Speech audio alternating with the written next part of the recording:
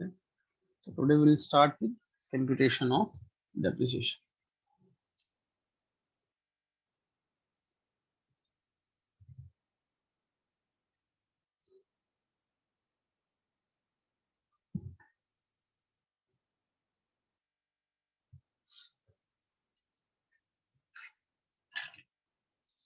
सबसे पहले मेथड का नाम लिखेंगे straight line method. Very first method is straight line method.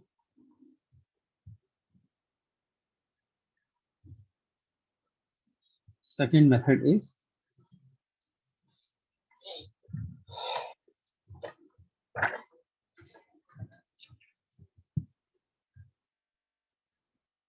decline balance method. Oblique, इसी मेथड को हम बोलते हैं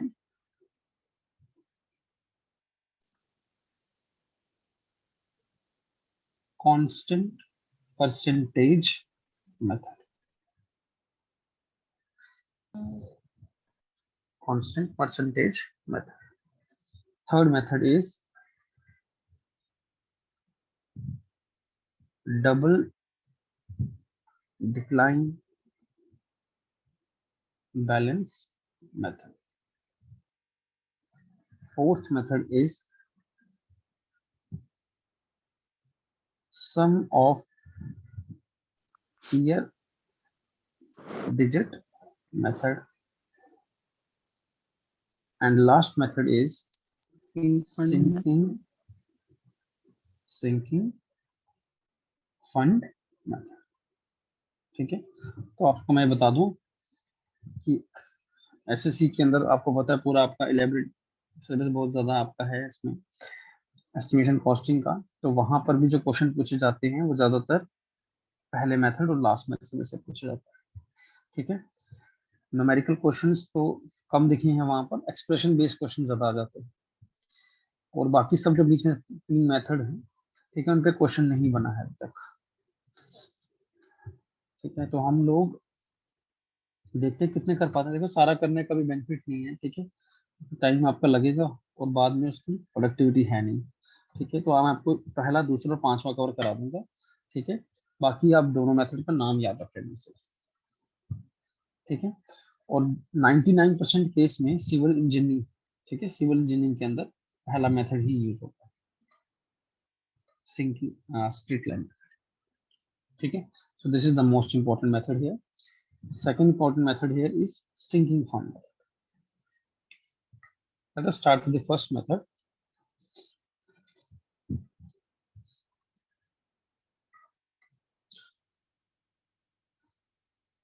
Straight line method.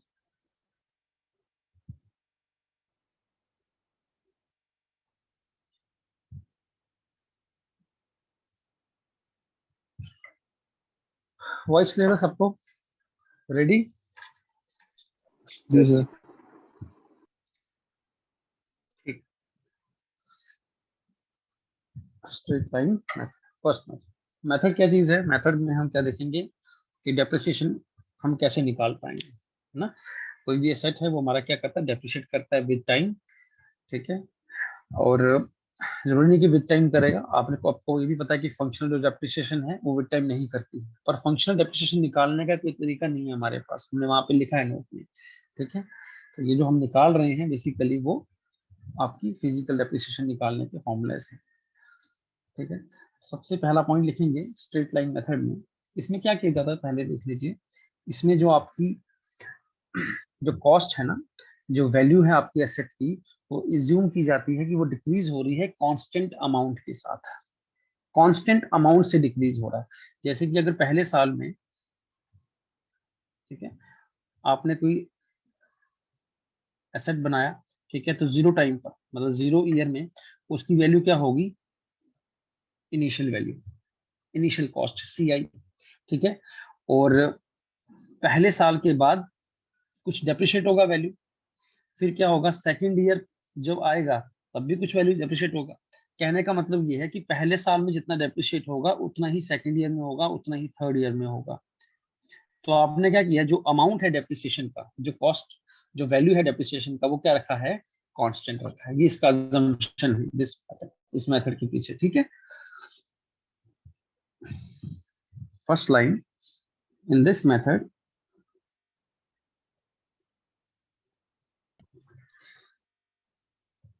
ध्यान देंगे, यहाँ पर मैक्सिमम चांसेस इधर से होते हैं क्वेश्चन आने के डेप्रिसिएशन के।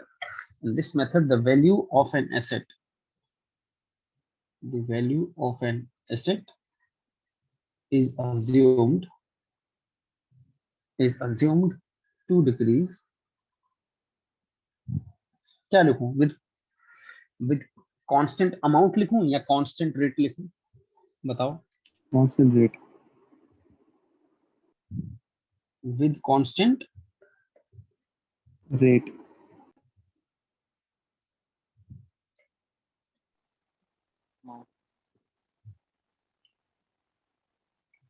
विद कांस्टेंट, कुछ लोग कह रहे हैं अमाउंट, कुछ लोग कह रहे हैं रेट। ठीक है, बात को समझे। यहाँ पर मैंने आपसे जितना पहले बताया, ये जो बनाया फिर ये चार्ट यहाँ राइट साइड में, इस चार्ट में मैंने किस चीज की बात की थी, अमाउंट की बात की थी कि रेट की बात की थी। मैंने कहा था सेम वैल्यू से डिक्रीज होगा, तो अमाउंट की बात की जा रही है। ठीक है, थोड़ी देर बाद क्लैरिफाई करता हूँ इस चीज को कि रेट और अमाउंट में क्या फर्क है। ठीक है, तो यहाँ पे ध्यान देंगे, स्ट्रेट लाइन मेथड में आपने किस चीज को अज्यूम किया है कि कांस्टेंट है, that is amount. Am I clear? ठीक है, रेट का मैं अगले मेथड में क्लियर करूंगा। ठीक है, अब इसका अगर हम ग्राफ बनाएं तो कुछ इस तरह से ग्राफ बना सकते हैं। ग्राफ होता है कॉस्ट वर्सेस टाइम का। कॉस्ट आपकी आती है वाई एक्सिस पे, एक्स एक्सिस पे आपका टाइम आता है। जनरली आपका टाइम ईयर्स में रहता है यहाँ पे, और ये कॉस्ट का एक्सिस है। ठीक है, तो आपने कॉस्ट को टाइम के साथ क्या मान लिया है, कांस्टेंट मान लिया है। ठीक है, कॉन्स्ट तो स्लोप कैसे आएगी लाइन की, ऐसी। ठीक है, और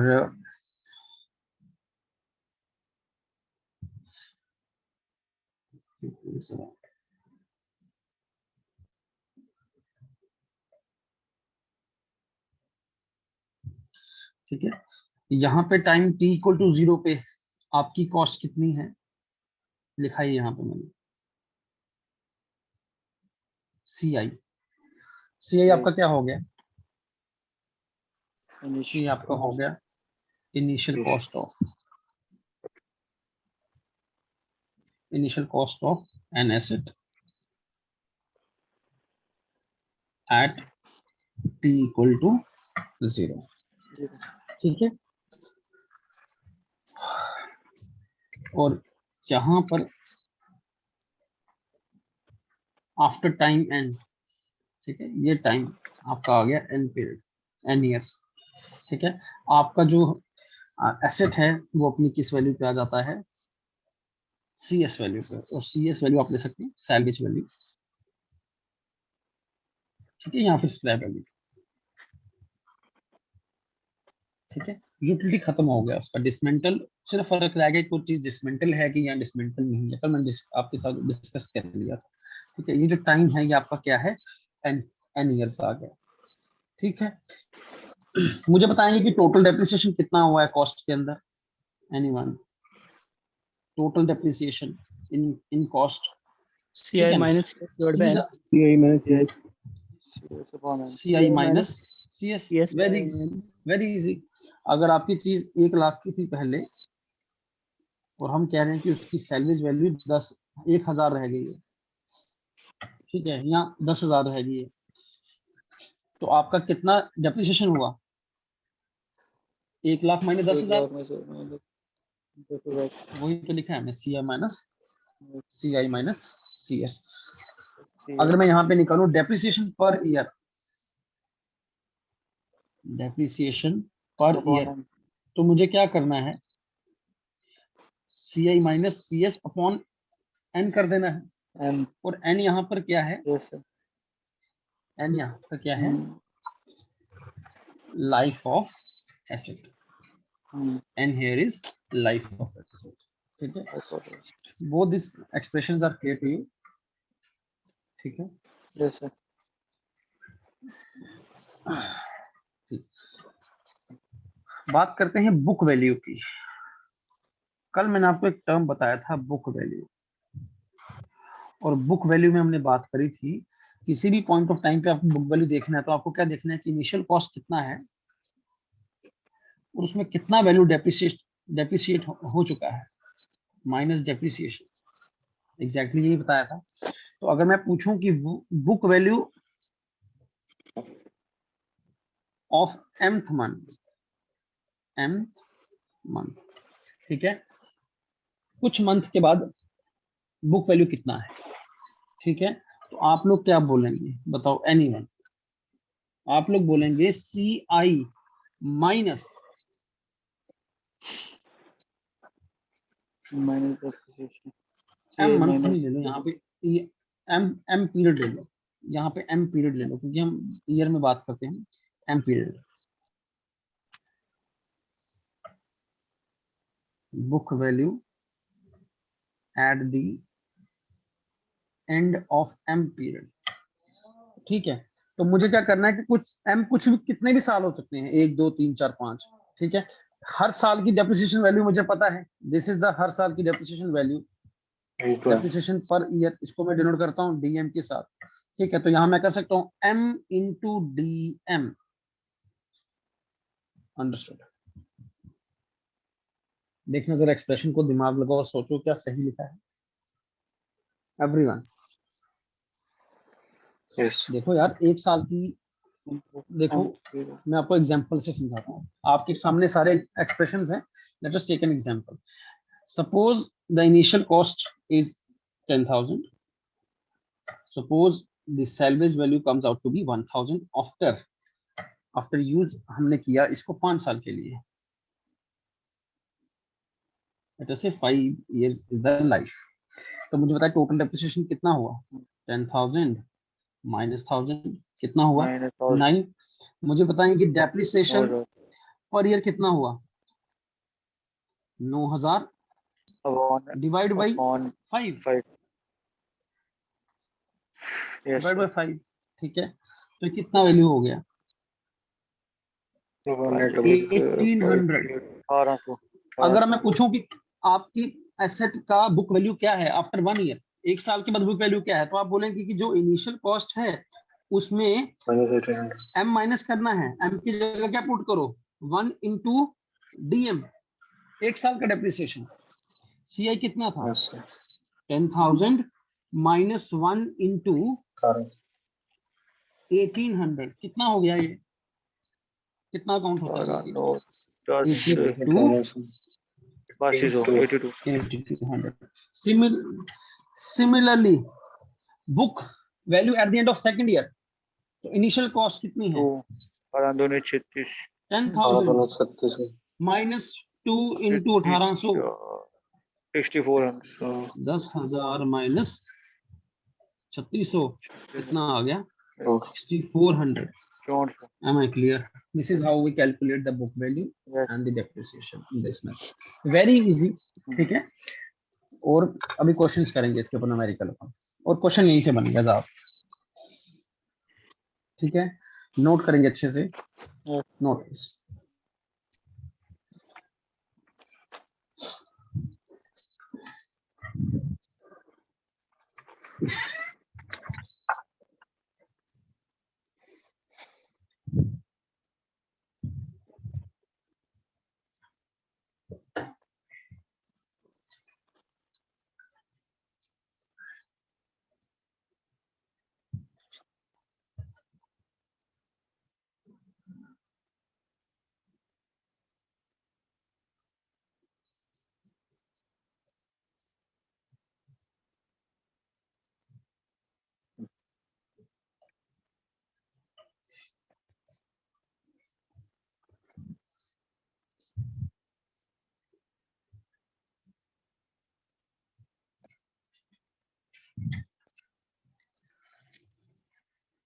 साथ साथ में क्वेश्चन सुनो, ठीक है, उतारो, साथ साथ में क्वेश्चन भी सुनो। कल एक कॉन्सेप्ट पढ़ा था हमने, डेप्रिसिएशन के साथ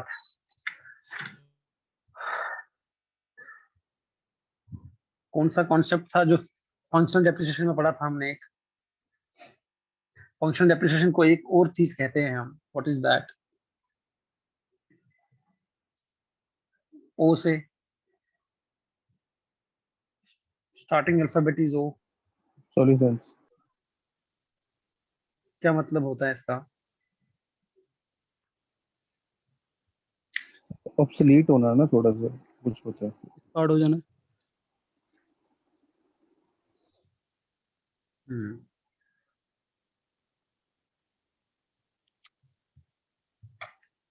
ठीक है, तो ये बोले कि स्ट्रेट लाइन मेथड से आप निकाल सकते हो क्या? वो क्या बोलोगे? नहीं निकाल सकते, है ना। फंक्शनल डेप्रिसिएशन हम नहीं निकाल सकते हैं with the help of straight line method. ठीक है, स्ट्रेट लाइन मेथड में क्या कांस्टेंट रहता है? इज इट अमाउंट और इट इज रेट? अभी तक समझा नहीं है, अभी तक तो याद ही किया। That is the value of amount which remains constant. ठीक है, नीचे करें।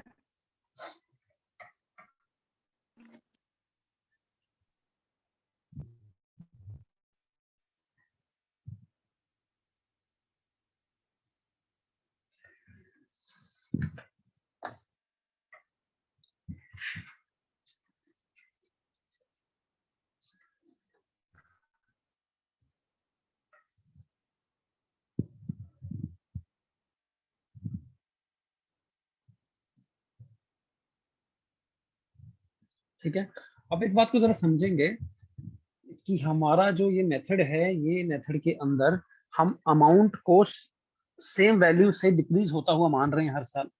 तो ये जरूरी हो जाता है कि ये उन्हीं एसेट्स के लिए यूज किया जाए जिनका डिमांड लगभग कांस्टेंट ही रहेगा। समझ पा रहे हैं बात को? क्योंकि अगर डिमांड खत्म हो गया एसेट का, तो उसकी वैल्यू को तो हम इस तरह की अमाउंट के साथ वेरिएशन मान ही नहीं सकते। क्या मेरी बात समझ आई?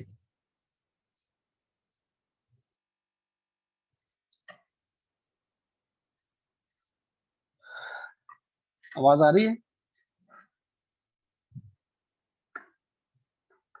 Yes sir. सर आ रही है।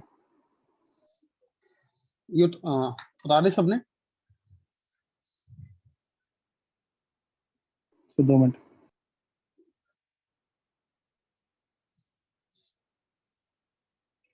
आवाज आने से समझ आना ज्यादा जरूरी है। समझ आ रही सबको?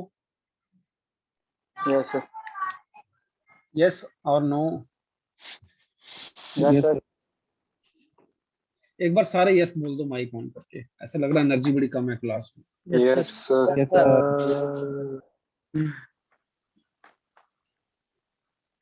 ठीक है,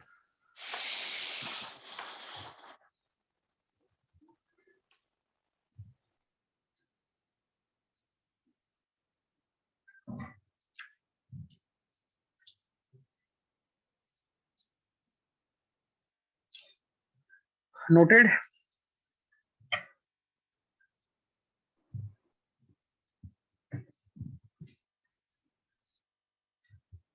यस सर। ठीक है, मेरी बात को समझें, मैं क्या कह रहा हूँ कि इस मेथड के अंदर आपने कॉस्ट को किस तरह से वेरिएशन माना है कि कॉस्ट आपका एक कांस्टेंट स्लोप से जा रहा है। ठीक है, जितना कॉस्ट पहले साल में डिक्रीज हो रहा है उतना ही कॉस्ट सेकंड ईयर में डिक्रीज हो रहा है। मतलब कि वो जो आपका जो एसेट है वो ऑब्सोलीट नहीं हो रहा है ना। क्योंकि अगर ऑब्सोलीट हो जाए तो क्या पता कल ही ऑब्सोलीट हो जाए, फिर तो आपकी कॉस्ट क्या डिक्रीज करेगी? क्या पार्टनर मानोगे कॉस्ट डिक्रीज करने का? मतलब कि एसेट ऐसा होना चाहिए जिसकी डिमांड जो है वो कांस्टेंट रहे। डिमांड कांस्टेंट रहेगी तभी प्राइस उसका सिर्फ वियर एंड टियर से खत्म होगा। मेरा पॉइंट समझ आया?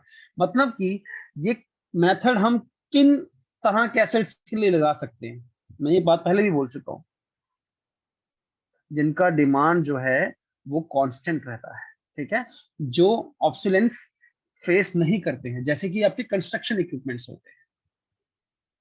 बात समझ आ रही है? आपको क्रेन चाहिए, आपको अभी भी चाहिए, अगले साल भी चाहिए, उससे अगले साल भी चाहिए, डिमांड कांस्टेंट रहेगा। बट आपकी मशीन खराब हो जाएगी तो आप फिर नहीं खरीदोगे क्रेन या डंपर। ठीक है, तो नेक्स्ट पॉइंट लिखेंगे यहां पे important, this method is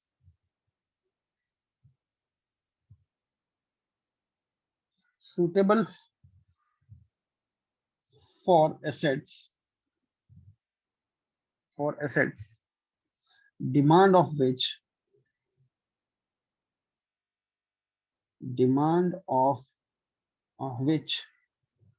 remains constant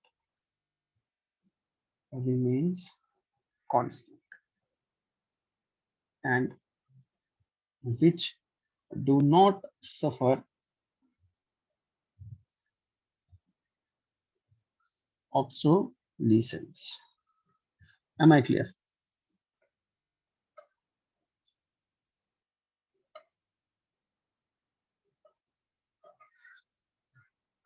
ठीक है। अब अगर ऐसे आपको मैच ऑफ द फॉलोइंग में आ जाए क्वेश्चन कभी, तो वहां पर लिखा है बिल्डिंग इक्विपमेंट और यहाँ लिखे हैं मेथड्स के नाम, ठीक है, और यहाँ लिखा है डबल डिक्लाइन मेथड, ठीक। यहाँ लिखा है इस मेथड का नाम क्या था, स्ट्रेट लाइन मेथड। तो आप लोग कौन सा मार्क करोगे? Straight line. Straight line method, ठीक है।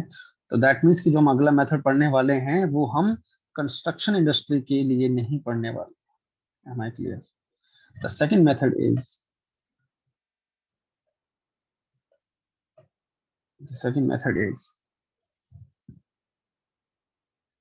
decline balance method, ठीक है। यहाँ थोड़ा ध्यान देना, oblique constant percentage method, oblique constant percentage method, ठीक है। अब यहाँ पर देखो क्या लिखा है हमने, constant percentage method,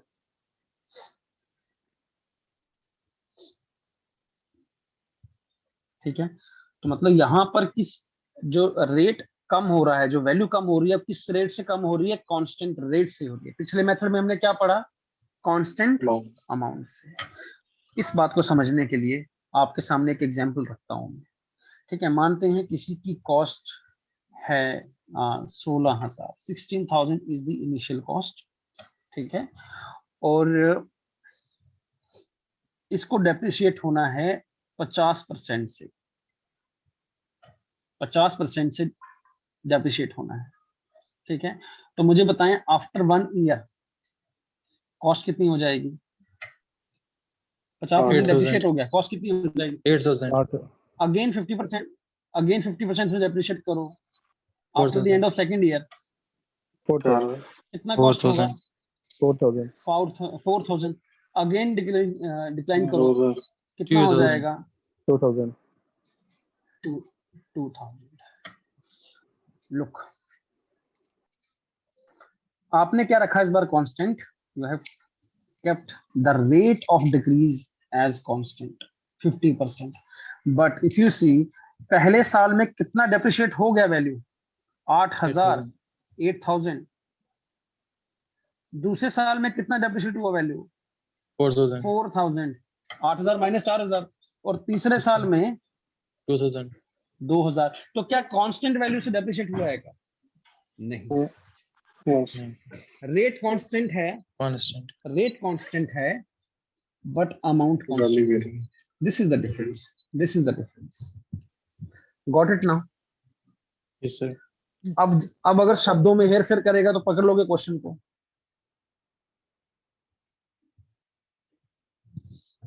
yes sir. Done. तो इसको लिखेंगे in this method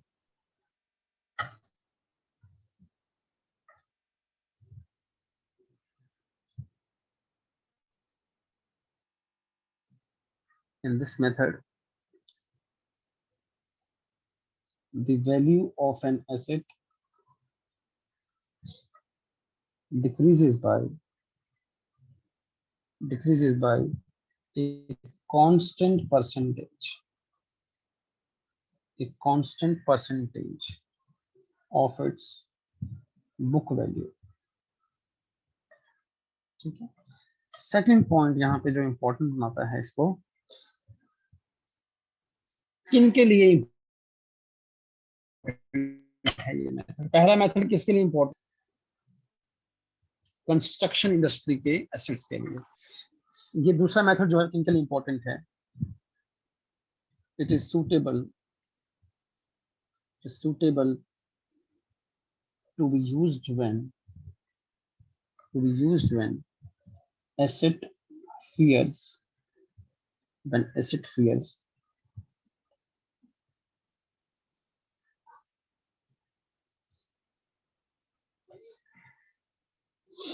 for example, कौन फेयर करता है आपका, electronic goods, for example electronic goods. तो अगर क्वेश्चन आया इलेक्ट्रॉनिक गुड्स के लिए कौन सा मेथड अप्लाई करोगे, then you will apply this decline balance method. Done.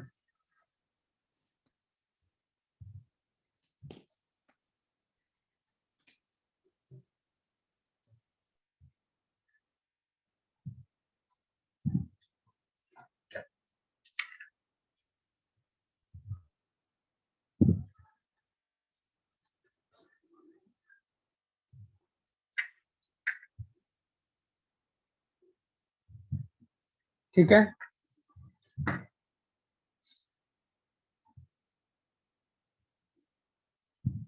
अच्छा अब ये जो रेट आप जो कांस्टेंट मान रहे हो, ठीक है, इसको मान लो let F D B equal to, तो यहाँ पे एक नया टर्म हम इंट्रोड्यूस करेंगे, fixed decline balance. Fixed decline balance, ठीक है। तो ये जो बैलेंस, ये बेसिकली रेट है, be the constant percentage by which the value of an asset decreases। ठीक है, by which the value decreases। देखिए यहाँ पे मैं कहता हूँ depreciation eight the end of first year, ध्यान से देखिए, depreciation eight the end of first year. तो मुझे अगर FDB पता हो, मुझे वो फैक्टर पता हो डेसिमल में, तो मैं उस फैक्टर को किसके साथ मल्टीप्लाई कर दूं तो मुझे D1 पता चल जाएगा। मुझे FDB को मल्टीप्लाई करना होगा किसके साथ, पहले साल के एंड पे निकाल रहे हैं डेप्रिसिएशन D1, तो मैं कौन सी कॉस्ट लूंगा, इनिशियल कॉस्ट CI। ठीक है, मैं कहता हूं कि FDB 15% है, let us take an example, FDB is 15%, 15/100 into initial cost मान लो कि आपकी 10,000 है, तो आपका रिडक्शन कितना हुआ, D1 कितना पता चल जाएगा आपको, कितना रिडक्शन हुआ, 1500 का। पहले साल के बाद कितना डेप्रिसिएशन हुआ, 1500 का। बस इसी को तो लिखा है हमने, D1 equal to FDB into CI। ठीक है, और बुक वैल्यू कितना आएगा after 1 year, initial cost minus D1।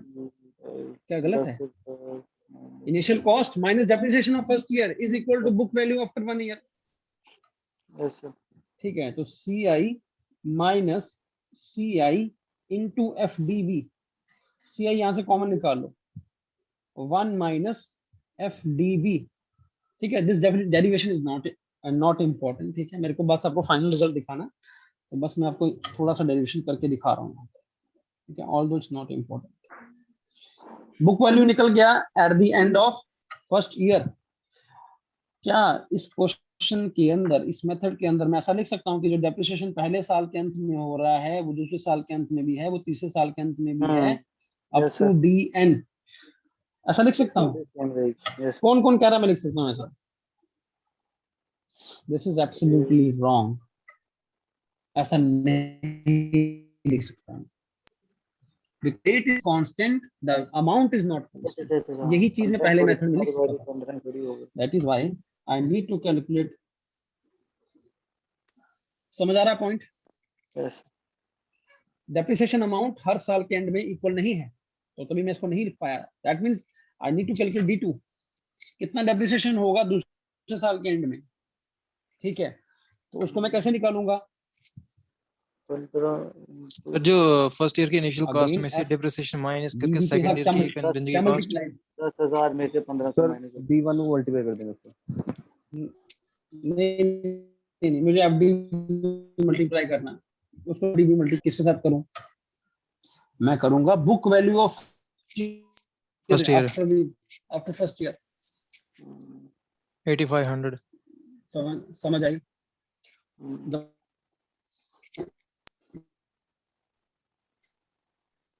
जब आवाज आपने खराब है। यहाँ 8000 को 20 किया, वैल्यू डेप्रिशिएट हुई, ये वैल्यू इनिशियल थी, सर आवाज कट इनिशियल रही है। Minus value is equal to book value. Yes sir. सबको कट रही है? Yes sir.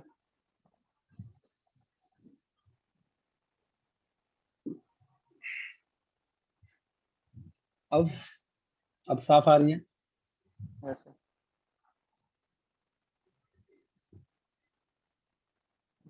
हेलो? जी सर आ ठीक है रही सर, है। अब ठीक है। जी सर, जी सर आ रही है। अब ठीक आ रही है? मेरी बात को समझे, यहाँ पर जो मैं नीचे एग्जांपल रिलेट कर रहा हूँ इसको समझे। यहाँ पर जो सी आई है वो कितना है मेरा, जो मेरा सी आई है वो कितना है? सी आई मेरा है 16,000 जो मैंने ऊपर लिया, ध्यान है वो एग्जाम्पल पिछली, ठीक है। उसके हमारा डिप्रेशन कितना आया था 50% के हिसाब से? 1500। अच्छा। 8 कितना आया था? 8000। 8,000, ठीक है। Yes sir. ठीक है, यहाँ देखो अब इस एग्जाम्पल में 16,000 8,000 माइनस किए तो 8,000 बचा। अब मुझे पता है कि मेरा एफडीबी कितना है 50%, ये कांस्टेंट चलेगा, 50% 50% ये कांस्टेंट चल रहा है, दिस इज एफडीबी। अब मुझे ये मल्टीप्लाई किसके साथ करना है? 8,000 के साथ मल्टीप्लाई करना है, बी वन के साथ मल्टीप्लाई करना है। फिर मुझे क्या मिलेगा? मुझे मिलेगा book 4,000 two, book B two B2। मिलेगा, B2। ठीक है। तो मुझे बुक टू मिलेगा, बुक वैल्यू सेकंड मिलेगी मुझे, समझ आ गया? और वैल्यू कितनी निकल करके आएगी? D2। और डेप्रिसिएशन भी कितना हुआ? 4,000 हुआ। बात समझ आ गई? दैट इज वाई मैंने इस तरह से लिखा कि D2 equal to F D B into B1, ठीक है। अब मैं बुक वैल्यू 2 निकाल सकता हूं, क्या करूंगा?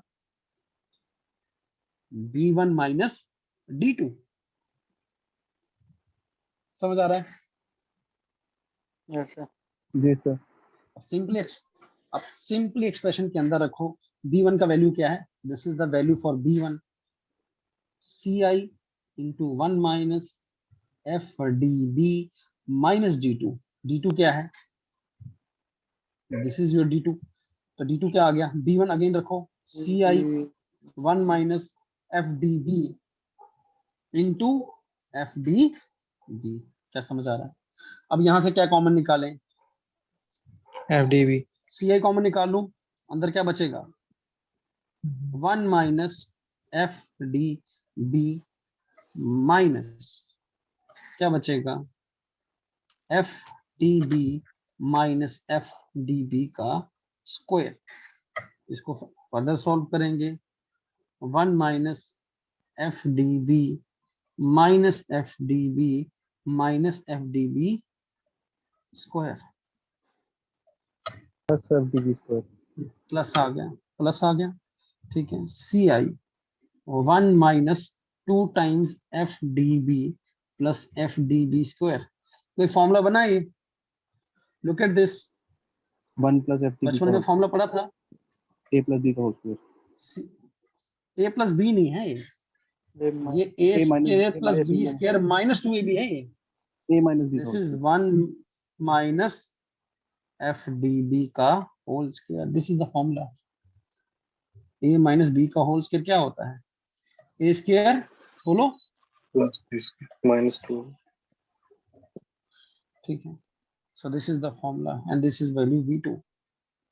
इसी तरह से हम आगे सॉल्व करेंगे B3, तो वो आएगा CI into 1 minus F D B cube. Time बहुत ज्यादा हो तो करके देख लेना सॉल्व, नहीं तो रहने देना, ठीक है। रेस पावर 4 इस तरह से चलता है, ठीक है। तो मैं इसी से क्या लिख पाऊंगा कि book value after N year CI 1 minus F D B raise power N. Is this clear? ठीक है। आपको एक बात और बताई थी मैंने, याद करें जरा, जब आपके एसेट की वैल्यू लाइफ खत्म होती है, मतलब एन ईयर्स के बाद में, ये ना book value after N years, N year के बाद में जो उसका वैल्यू रहता है वो क्या रहता है? Salvage value. बताया था? Yes. ठीक है, ये बता रखा है आपको। तो मतलब कि मैं बी एन को क्या ले सकता हूँ? सी एस ले सकता हूँ आफ्टर एन ईयर्स। तो यहाँ रिप्लेस कर दूंगा, C S equal to C I 1 minus F D B raise power N. अब मैं इसको सिंप्लीफाई करूंगा, C S upon C I equal to 1 minus F D B raise power N. ठीक है, क्या इसको ऐसा लिख सकते हैं?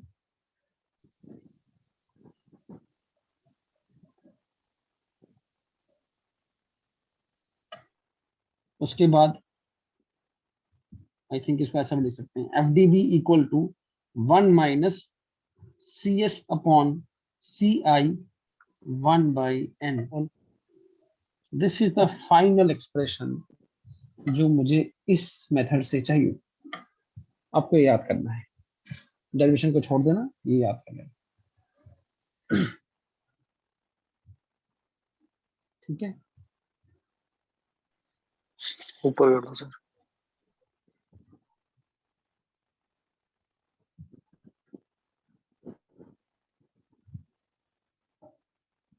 कहाँ पे? यहाँ पर। थोड़ा और ऊपर सर। हाँ सर।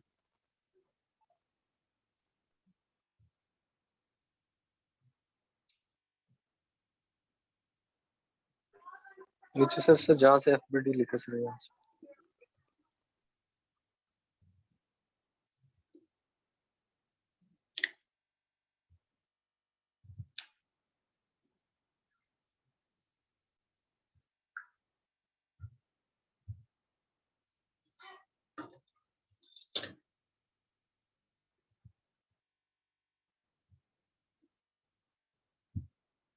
नीचे करूं? यस।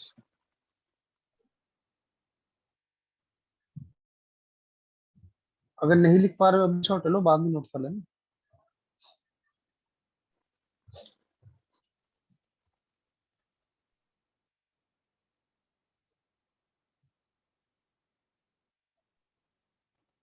सर देखो अब यार, ये उतना इंटरेस्टिंग तो नहीं है सब्जेक्ट, ठीक है, पर इसको करना तो पड़ेगा हमें। हाँ जी, हाँ जी, बोले।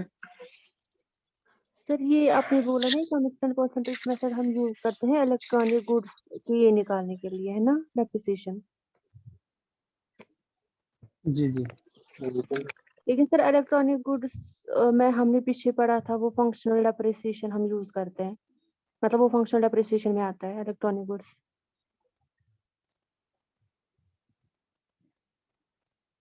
जी लेकिन सर अपने यहाँ पे हमें फॉर्मूला बोलिए ना, इससे हम निकाल सकते हैं। दैट मीन्स वहाँ पे आपने बोला था कि फंक्शनल डेप्रिसिएशन को निकालने के लिए हमारे पास कोई मेथड ही नहीं है। हाँ, नहीं है। बेसिकली क्या है, ये मेथड जो है ये उन्हीं को लगेगा जिनको ऑब्सोलेंस का खतरा है, नॉट एग्जैक्टली इलेक्ट्रॉनिक गुड्स। ठीक है, मैंने यहाँ पे क्या लाइन लिखा है आपको? ठीक है, asset fair it is suitable to be used for assets which fierce obsolescence. ठीक है, जिनको खतरा है कि कल को ऑब्सोलेंस हो जाएगा। तो ये एक अप्रोक्सीमेट मेथड है, इसको लेके चलो। अगर मैं यहाँ से लाइन काट भी दूं तो कोई फर्क नहीं पड़ेगा, ये वाले इलेक्ट्रॉनिक गुड वाले। ठीक है, इसको काट सकते हो आप। ठीक है, ओके सर। ठीक है, this is the proper definition कि जिनको भी खतरा होगा ऑब्सोलेंस का, वो उसमें आप ये लगा सकते सर और कोई एग्जांपल सर?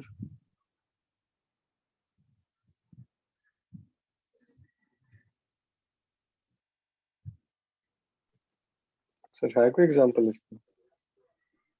इसका इसी मेथड का सर कोई इसका ऐसा एग्जांपल? प्रॉपर? हाँ सर। प्रॉपर एग्जांपल यार मेरे को भी ध्यान नहीं आ रहा। चलो सर्च करना आप लोग, ठीक है। मेरे को ध्यान में नहीं आ रहा इसका प्रॉपर एग्जांपल। यार कोई भी चीज आप लगाओ इंडस्ट्री की जो कल को कोई भी आपकी शेयर कर सकती है ऑप्शंस, यही इसका डेफिनेशन है।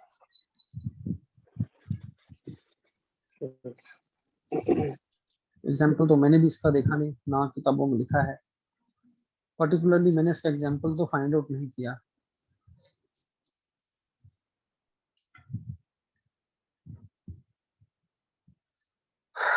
डन।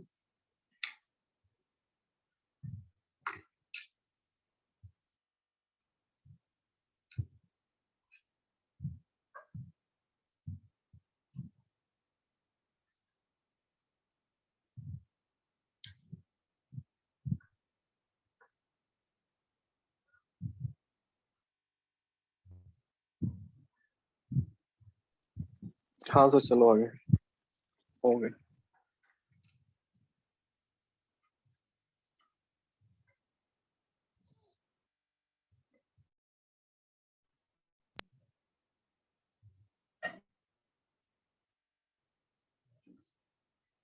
क्या नाम था मेथड का?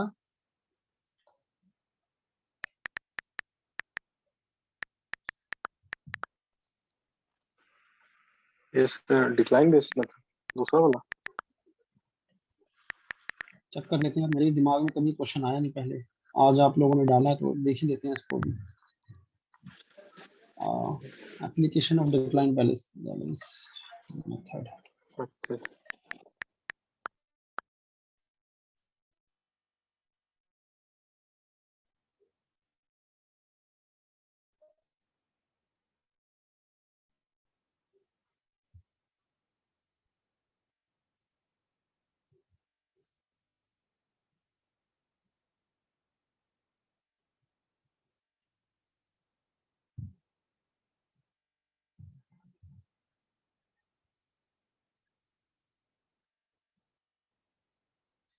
लो भाई पढ़ लो,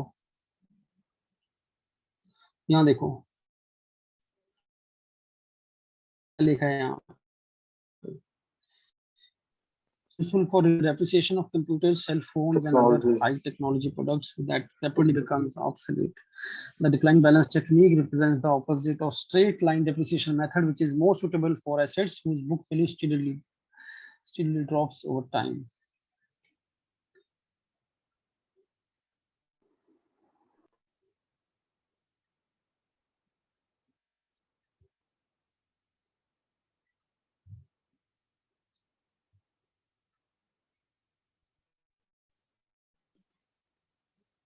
तो इलेक्ट्रॉनिक गुड्स से यार ये तो ठीक है।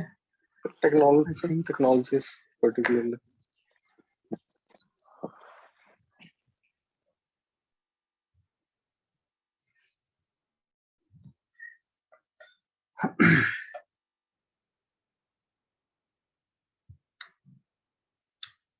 ठीक है चलो मैं इसके बारे में और देखूंगा फिर बताऊंगा, ठीक है। अभी के लिए सेटिस्फाइड हो? Yes sir. चलें आगे, चलें आगे, ठीक है। नेक्स्ट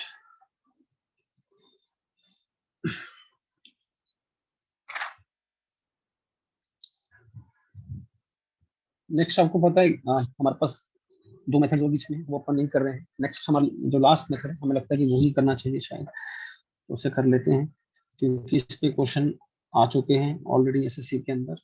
एक्सप्रेशन बेस्ड क्वेश्चन आया है। Last method which is fifth method, that is sinking fund method. Sinking fund method, कल आपको मैंने एक सिंकिंग फंड जो था वो इंट्रोड्यूस किया था, मुझे बताएं जरा what is sinking fund. So building से जो रेवेन्यू से जो जनरेट कर रहे हैं वो वाला सर। तो वो एक फंड बनाते हैं जिसमें प्रॉफिट को yes, फंड में डालने के बाद कोई फिर उसकी सेव करते हैं। फिर प्रॉफिट को जोड़ते रहते हैं। कोई भी एसेट हो, कोई भी एसेट हो आपका, आपने क्या करना है जब वो आपको प्रॉफिटेबिलिटी दे रहा है एसेट, उस प्रॉफिट में से एक फंड निकाल लेना है, ठीक है। और उसको रेगुलर इंटरवल्स में आपने पीरियडिकली उसको क्या करना है, उसको जमा करते रहना है, ताकि कल को जब वो एसेट खराब हो जाए, जैसे मोबाइल फोन है वो खराब हो जाए तो आप इस कंडीशन में हो कि आपका काम रुके ना, आप नया मोबाइल फोन ले सकें या नई बिल्डिंग ले सकें, ठीक है, तो सिंकिंग फंड इसे कहते हैं, ठीक है। तो इसी का मेथड है जिससे हम क्या निकालते हैं, इंस्टॉलमेंट निकालते हैं सिंकिंग फंड का, ठीक है। लिखेंगे इसमें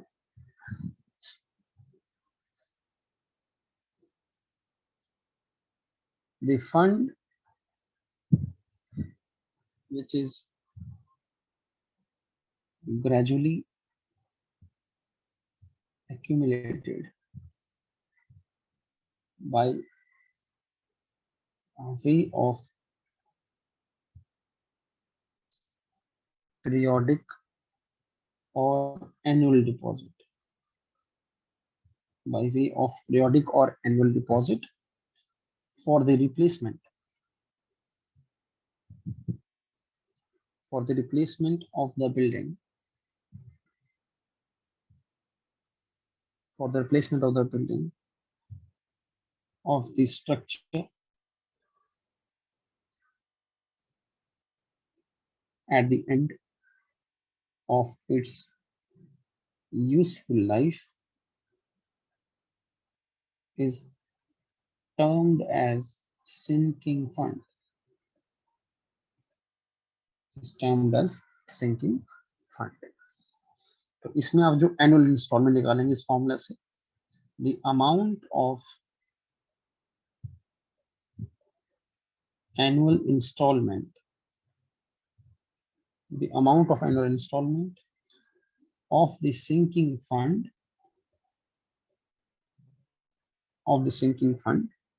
may be found out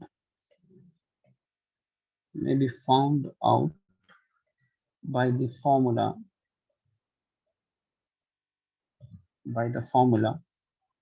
this is the annual installment D, ठीक है, और CI माइनस CS, इन दोनों टर्म से आप लोग पहले ही वाकिफ हैं, into I 1 + I rays power n -1। I क्या आपका यहाँ पर rate of interest in decimal,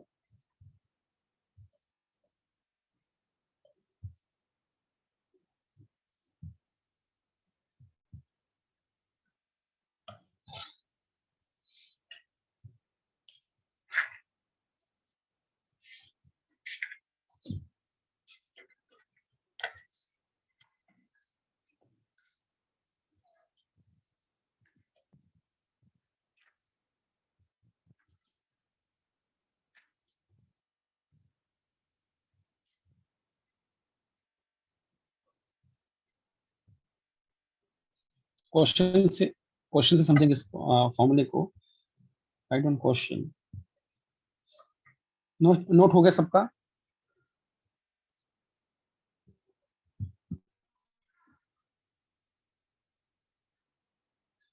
A building has been purchased by a person at a cost of rupees 25,000. The useful life of the building is 40 years. n का value कितना दे दिया? And the scrap value of the building is rupees 3,000. यहाँ पे इस question में आपको scrap value दिया है, तो क्या करेंगे आप?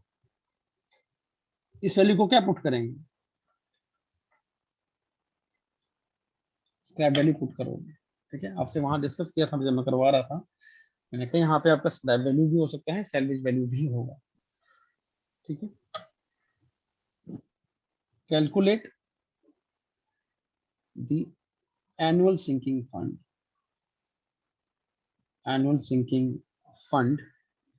at the rate of 5% interest, at the rate of 5% interest. Solution करेंगे इसका। A building has been purchased by a person at the cost of ₹25,000। तो परचेज कॉस्ट कितना है, CI कितना है आपके पास 25,000। यूजफुल लाइफ है आपका 40 years CS 3000 और CS आपका है 3000 और I आपका I है 0.05 5%। तो sinking fund B equal to क्या था हमारा, CI minus CS into I 1 plus I raise power n minus 1। ठीक है, 25,000 माइनस CS कितना 3000 इंटू I। अब यहाँ पे आई 5% नहीं लिखेंगे, यहाँ पे आपने 0.05 आई भरना है डेसिमल। यहाँ पे लिख लो नोट में, इन डेसिमल, यहाँ लिखा हुआ मैंने इन लिखा डेसिमल। था 0.05 1 प्लस 0.05 रेस पावर कितना करना पड़ेगा 40 माइनस 1। और ये क्वेश्चन SSC में आया, कैलकुलेटर अलाउड नहीं है, बताओ कैसे करेंगे क्वेश्चन।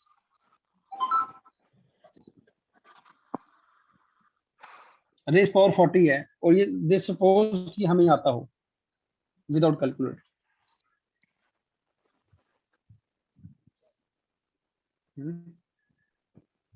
ये करेंगे ना 1.05 रेज़ टू पावर 20 का होल स्क्वायर माइनस 1 का होल स्क्वायर। कोई ज्यादा फर्क नहीं पड़ेगा इसमें। क्यों नहीं फर्क पड़ेगा, क्योंकि नीचे बन क्या रहा है 1.05 बन रहा है, आप उसको 1 लेके कर लो। ठीक है, तो यस सर कितना हो गया है 22,000 इंटू 0.05, इसको 1.05 रेस पावर 40, ऑलमोस्ट 1 लेके देख लो, क्लोज करना है अपने को। तो ऑप्शन भी लिख लेते हैं यहाँ पे 136 ऑप्शन। अरे 1 करेंगे तो 0 हो जाएगा ना, फिर क्या करें। कोई बैंक वाला नहीं बैठा, बैंक वालों को आते हैं एक करना। हाँ, सर 1 ही ले लेंगे। 5.05 रेस पावर 1 लोगे तो डिनोमिनेटर 0 नहीं हो जाएगा आपका। 1 से ज्यादा ले लो सर। नहीं सर पूरा सर 1 ले लेंगे 100 माइनस करके भी। ऊपर देख लो क्या बन रहा है 22,000 इंटू 0.05 100 220 इंटू 5।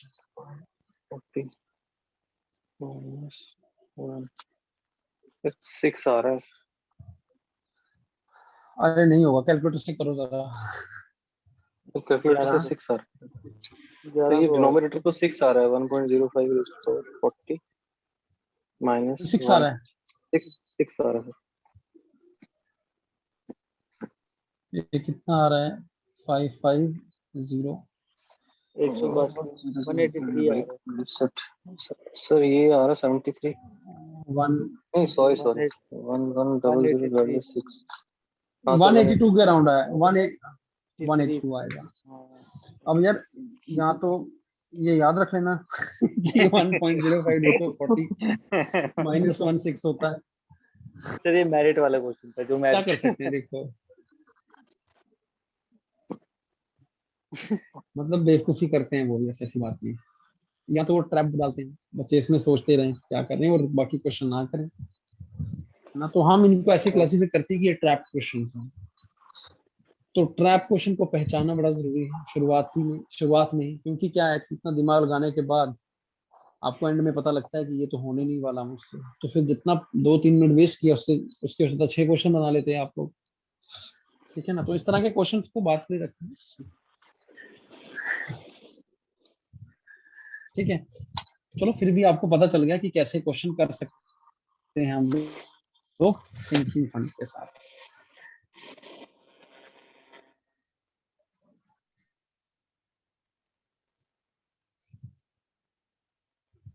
नोटेड।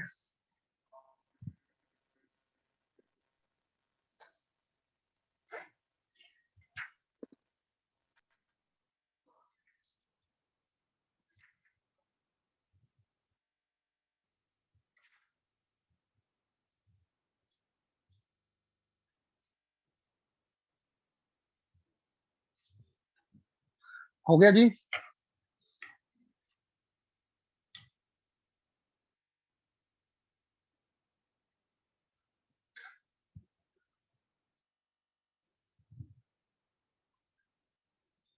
बोलो हुआ कि नहीं हुआ, चलें आगे फिर। हो गया, इनका नहीं हुआ टेक स्क्रीनशॉट और आगे चलते हैं। Next question. इस क्वेश्चन के लिए आपने कुछ नहीं पढ़ा होता तब भी ये क्वेश्चन सही होना चाहिए। ये एप्टीट्यूड का क्वेश्चन है, सिर्फ है तो इसी टॉपिक का है, बट अगर आपने कुछ नहीं पढ़ा तब भी ये क्वेश्चन सही होना चाहिए था। Calculate the value of a pump after 5 years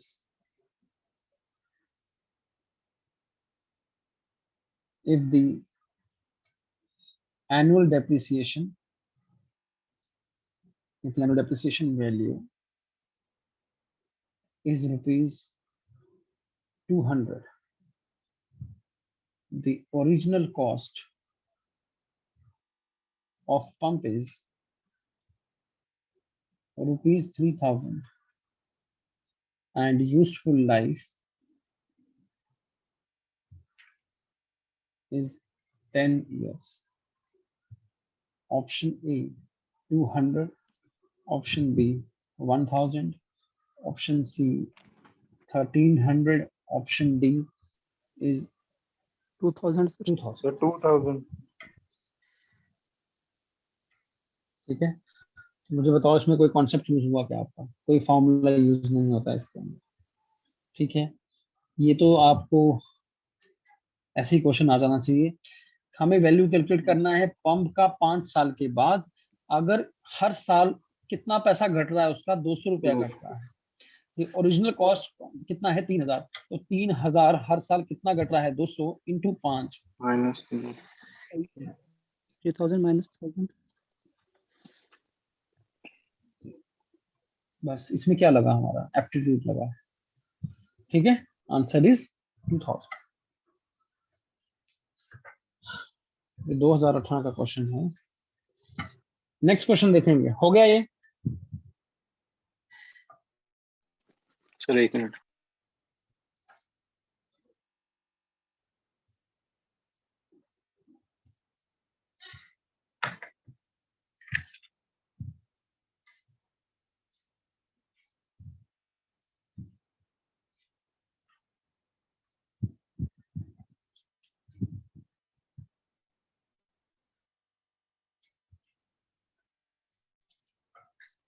हो गया।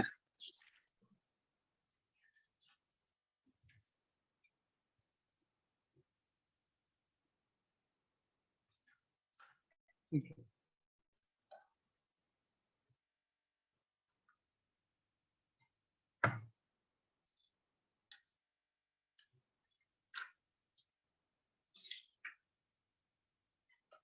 next question is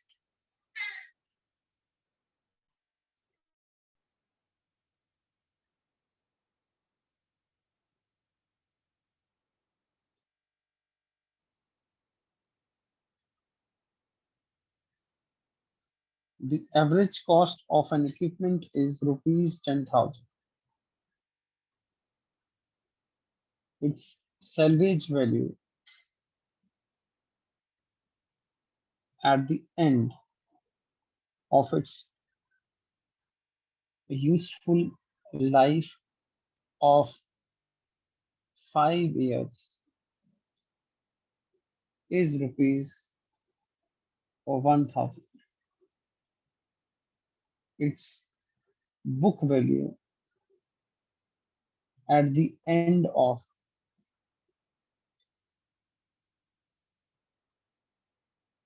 2 years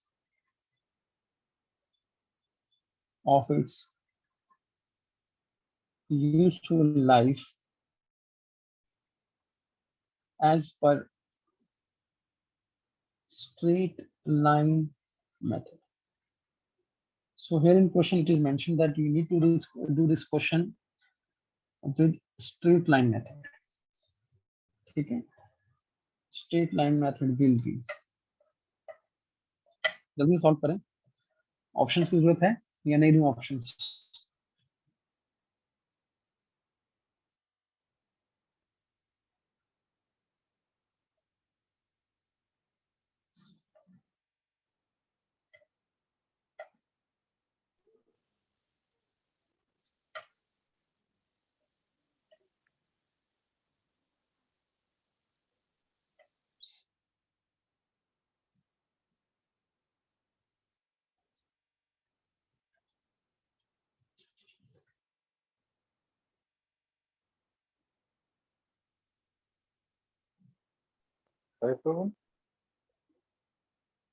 कितना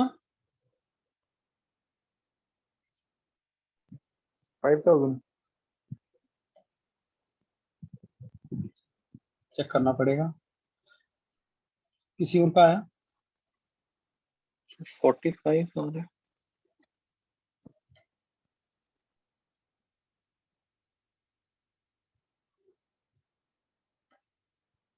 इसमें है क्या यार?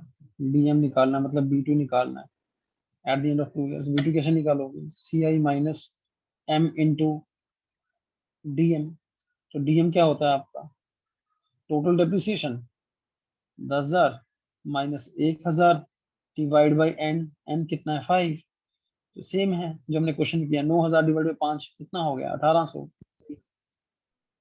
9,000 डिवाइड बाई 5 1,800। तो CI कितना है? 10,000 माइनस M 6200। कितना है? 2 इंटू। ठीक है, तो ये तो मैंने आपको पहले भी करा दिया क्वेश्चन वहां पे। 3600 equal to 6400 is correct answer. क्यों गलत किया आप लोगों ने? सो 5 की जगह सर 2 ले लिया था। 2 इयर्स। जल्दी, मैंने बोला ना जल्दी करो, तो आप लोग जल्दी में चले गए। तो अधिक जल्दी भी ठीक नहीं होती है। घर पे आपका कोई इंतजार कर लिखा रहता है BRO बोर्ड्स पे, गति कम रखें, घर पे कोई इंतजार कर रहा है। यस।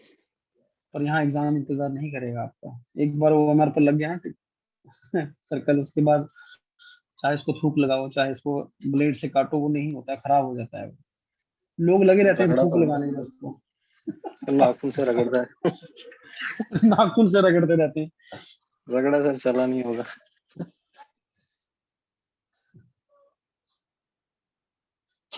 उनके कई बार आगे रिजल्ट में लिखा होता है डिस्क्वालीफाइड।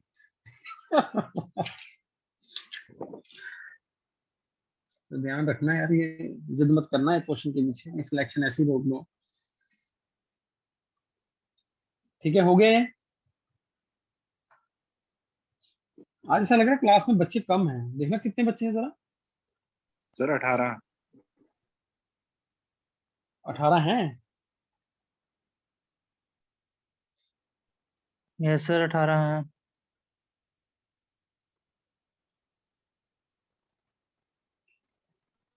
फास्ट तो नहीं रखा है उन्होंने मोन पर? चल,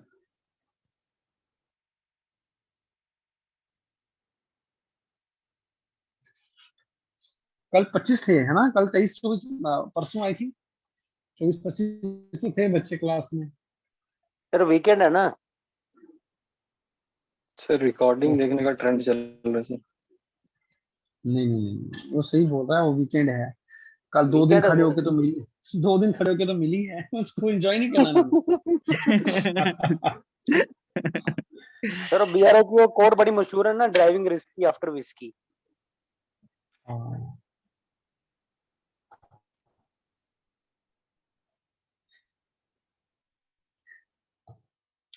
याद है BRO के कोर्स हैं और कोई कोर्स याद नहीं है। चले आगे, ठीक है।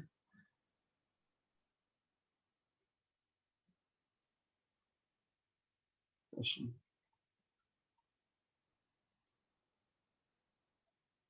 machine cost is 1,600 by constant rate of declining balance method of depreciation. Its salvage value after an expected life of 3 years is rupees 2,000. The rate of depreciation is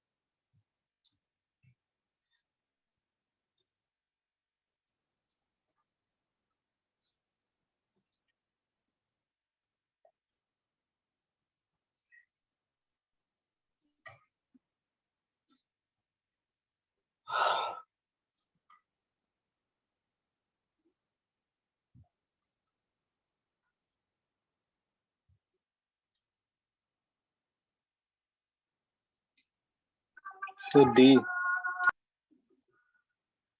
D is right. ठीक है, Ayesha class में हो अभी? Ayesha, yes sir. आपने जो doubt पूछा था ना, यस उस टाइम सर। मेरे दिमाग माइंड ने स्ट्राइक नहीं किया, अब स्ट्राइक कर गया। अब सुन लो, ठीक है। देखो, जो हमारा ये मेथड है ना, second method decline balance method, ये इलेक्ट्रॉनिक प्रोडक्ट्स का डेप्रिसिएशन बताता है। ठीक है, उनका फंक्शनल डेप्रिसिएशन निकालने का कोई तरीका नहीं है, पर विद रिस्पेक्ट टू टाइम निकालने का तरीका तो हो सकता है ना। अब कोई भी सर। चीज बनी है, कंप्यूटर है, कोई मशीन है, टाइम तो डेप्रिशिएट कर ही रही है। ठीक है, फंक्शनल डेप्रिसिएशन निकालने का तरीका नहीं है, but with respect to time निकालने का तरीका तो है ना। तो ये विद रिस्पेक्ट टू टाइम बातें हो रही है सारी, चाहे क्वेश्चन पे गौर करो। अब ठीक है, अब आगे समझ। स्टेटमेंट में हमने क्या लिखा था? Which fierce obsolescence. Yes sir. ठीक है,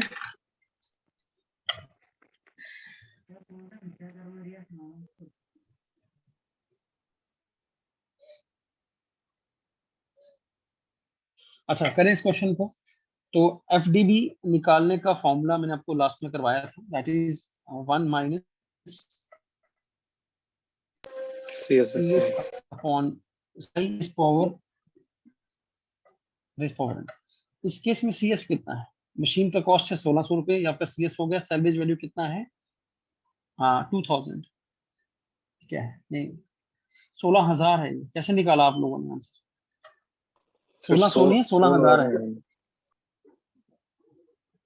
हाँ, assumption 100 किया से है। तो यही है नहीं सर, 100 से भी यही है तो 0.58 है सर, आपको 0.50 sir.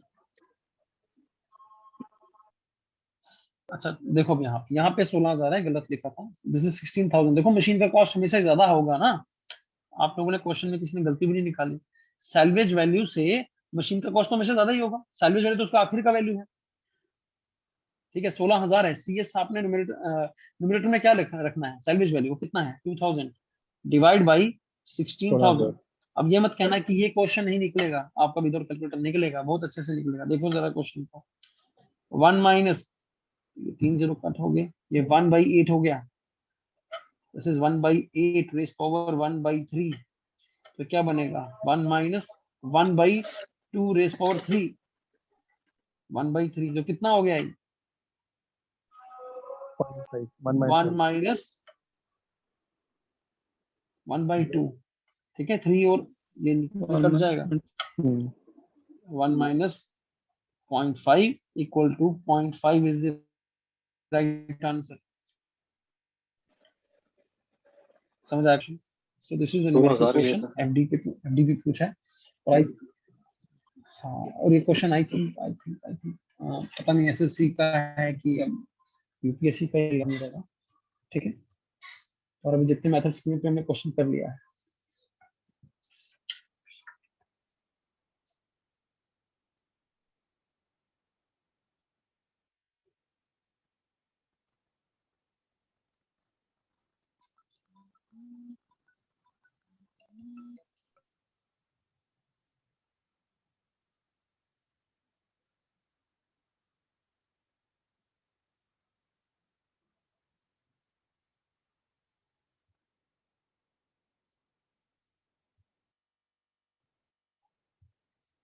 Done. Yes sir.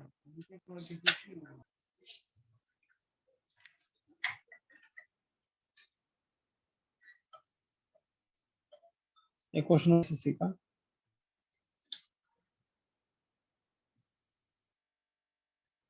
using straight line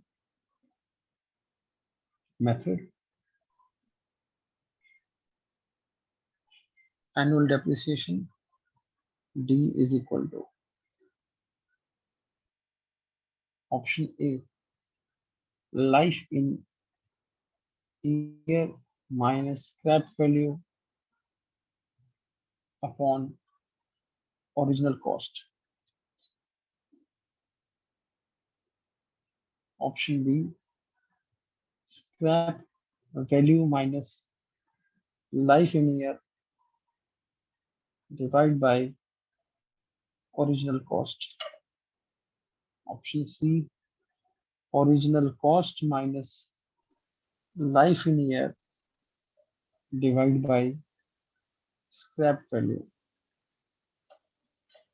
Option D, original cost minus scrap value minus life in the D option, metro. sir. Life in option क्या सही है? D sir. D op- D sir. Option D सही, CI minus CS divide by And N। ठीक है, तो यहाँ पे फर्क नहीं पड़ता कि स्क्रैप दे रखा है कि सैवेज दे रखा है, ठीक है, ये ध्यान रखने की बात। दोनों में से आपको कोई भी दे सकता है क्वेश्चन। ठीक है, डिमोलिश कर दिया तो स्क्रैप दे देगा, डिमोलिश नहीं किया होगा तो आपको सैलवेज देगा। समझ आ गई बात?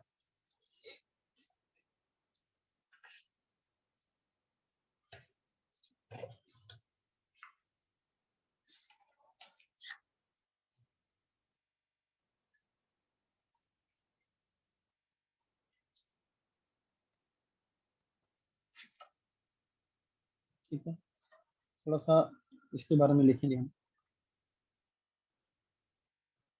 ऑब्सोलेसेंस के बारे में।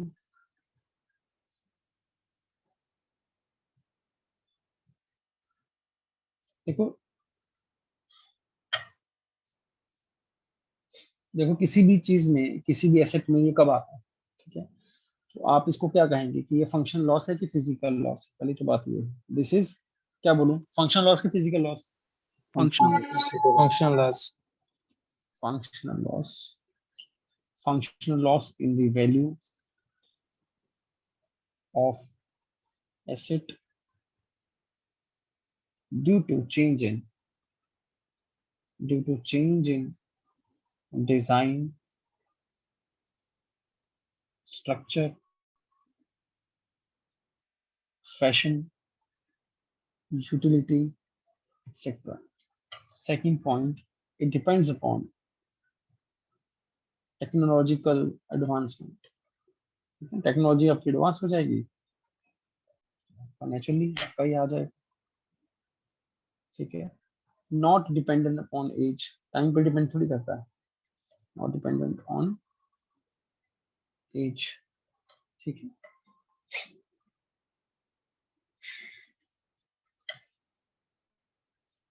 कोई भी मेथड आपको नहीं बताएगा कि आपका ऑब्सोलीट कब हो जाएगा asset, no method is available.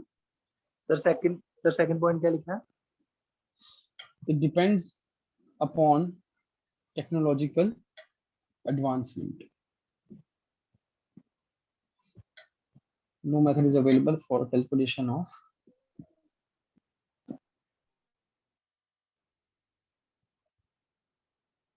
ठीक है। तो अगर इसी के कॉन्ट्रास्ट में बात करेंगे डेप्रिसिएशन की, तो क्या क्या चेंजेस करोगे? यहाँ पे ब्लू पेन से लिखूंगा मैं चेंजेस को, अगर मैं डेप्रिसिएशन लिखता हूँ, अपनी कॉपी पे ऐसे मत लिख देना, एक मिनट, 2 मिनट की ब्रेक ले रहे हैं ना।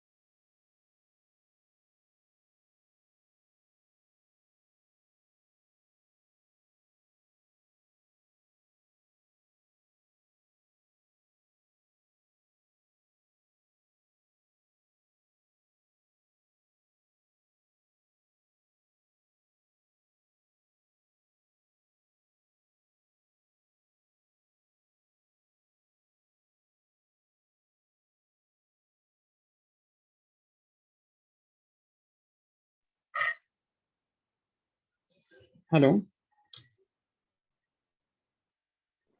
Yes hello,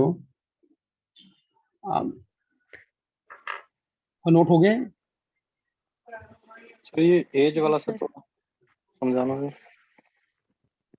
not dependent on as, मतलब कि अगर ऑब्सोलेंस आना है, अगर आपका ऑब्सोलीट होना चाहिए वो एज पे डिपेंड नहीं कर रहा उसकी, क्योंकि 10 साल हो गए तो वो ऑब्सोलीट हो जाएगा। कल को अगर कल ही एडवांसमेंट आ जाएगी तो वहीं पे ऑब्सोलीट हो जाएगी चीज, समझ गए? यस ठीक है, आज के लिए इतना ही रख रहे हैं, कुछ घर पे काम है, तो मैं आज की इतनी क्लास रखूँ, कल कंटिन्यू करेंगे, ठीक है, सेम टाइम। Okay sir. ठीक है सर, ओके, ठीक है, thank you sir. Good night sir. Sir. Okay, good night.